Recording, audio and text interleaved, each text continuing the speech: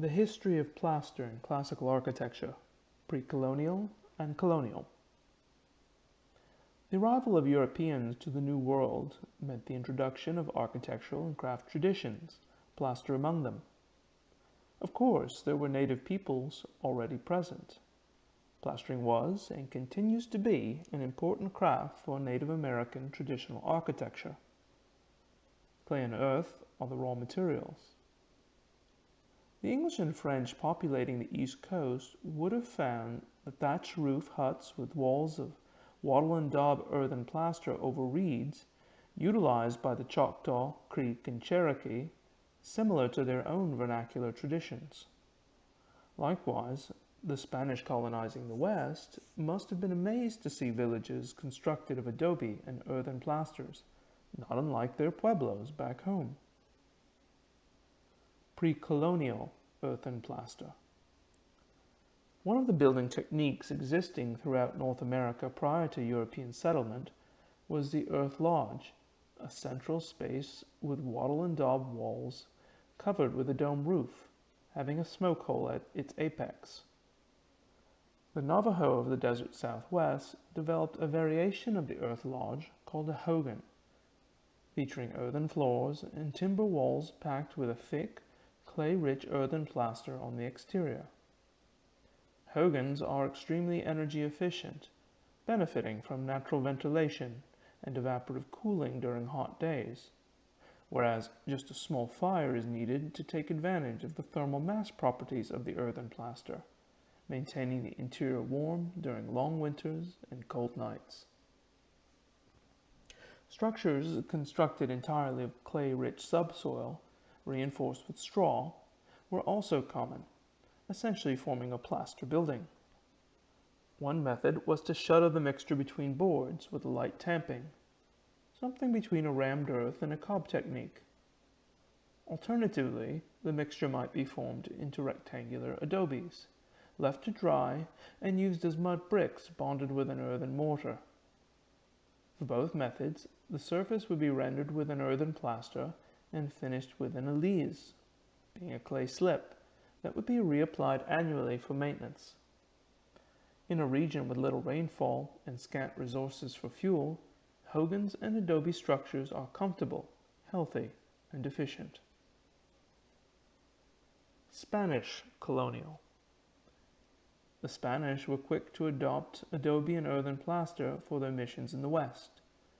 The San Miguel mission in Santa Fe, New Mexico, began construction in 1610, making it the oldest church in the United States and a testament to the durability of adobe construction. The earthen plaster acts as a sacrificial coat, being replaced occasionally to protect the adobe walls underneath.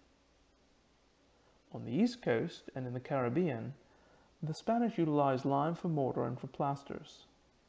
With plenty of wood for fuel and oyster shells readily available, lime was easy to produce. The Spanish already had a tradition of producing lime plaster from the continent, and it was a more durable material for the subtropical wet climate. Both the 16th century Castillo San Felipe de Morro in San Juan, Puerto Rico, and the 17th century Castillo de San Marcos in St. Augustine, Florida, are well-preserved examples of the durability of limestone construction utilizing lime mortars. The fort would have been a brilliant white when constructed. Some lime plaster of the Castillo de San Marcos is still visible. British colonial. By the early 18th century, the British had firmly established their colonies on the east coast of North America. Increasingly elaborate public buildings, both governmental and religious, were being constructed in a Georgian style based on Palladian archetypes. Emerging cities such as New York, Boston, Philadelphia, and Charleston all have surviving examples of colonial-era Anglican churches featuring plasterwork, most notably coved and groined ceilings. Meanwhile, in the agricultural South and Mid-Atlantic, crops such as rice, tobacco, and indigo were generating incredible revenues. Wealthy landowners began to construct palatial plantations modeled after English country houses, again in a Palladian style. Interior details, including ornamental plaster ceilings, were a symbol of wealth, status, and cultural sophistication. The Kenmore Plantation in Fredericksburg, Virginia, is one of the best preserved examples, featuring room after room of highly ornamented neoclassical plaster ceilings. I last mentioned that this was to be the concluding article in the series.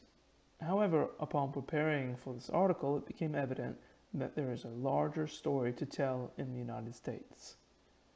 Next time, we'll continue by considering our own national history of plaster from the federal period into the beginning of the 20th century.